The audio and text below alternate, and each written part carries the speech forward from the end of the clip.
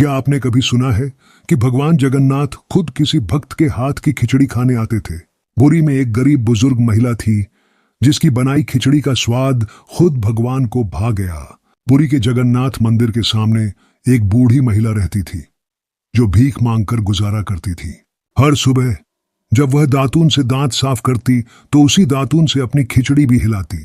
फिर उसी खिचड़ी को खाकर वह भीख मांगने निकल जाती। लेकिन उसकी भक्ति अटूट थी। वह रोज भगवान जगन्नाथ के दर्शन के लिए मंदिर जाती। एक दिन एक नन्हा बालक उसके पास आया और माँ खिचड़ी दो कहकर उससे खिचड़ी मांगने लगा। वह चकित थी। इतना सुंदर और अमीर घर का लगने वाला बच्चा भीख में खिचड़ी क्यों मांग रहा था?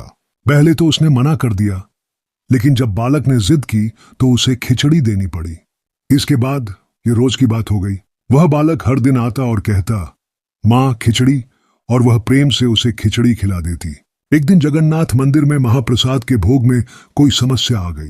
पुजारी जब भी भगवान को भोग अर्पण करने जाते तो कोई दिव्य संकेत नहीं मिलता। बूढ़ी महिला ने जब यह सुना तो सोचा कि शायद भगवान को उसकी बनाई खिचड़ी चाहिए।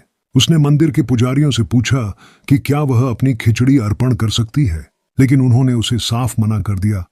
जिस महिला ने बिना मुंह धोए दातून से हिलाकर खिचड़ी बनाई हो, उसकी खिचड़ी भगवान को कैसे चढ़ सकती है? अगले दिन एक चमत्कार हुआ। जब पुजारी सुबह भगवान का द्वार खोलने गए तो उन्होंने देखा भगवान जगन्नाथ के होंठों पर खिचड़ी लगी हुई थी। एक पुजारी ने सपना देखा कि वही नन्हा बालक जो मंदिर के अंदर था, रात में भागता हुआ उस बूढ़ी माँ के पास खिचड़ी खाने जाता था। अब पुजारियों को समझ आ गया कि वह नन्हा बालक कोई और नहीं बल्कि स्वयं भगवान जगन्नाथ थे। वे दौड़कर उस महिला के पास गए और पूछा, क्या कोई बच्चा रोज तुमसे खिचड़ी मांगने आता था? वह मुस्कुराकर बोली, हाँ, वह रोज कहता था, माँ खिचड़ी। तब से पुरी के जगन्नाथ मंदिर में माँ की खिचड़ी बनाई जाने लगी। तो बताइए, क्या यह केवल एक कहानी है या साक्षात भगवान की लीला? आप क्या सोचते हैं? कमेंट में जरूर बताइए।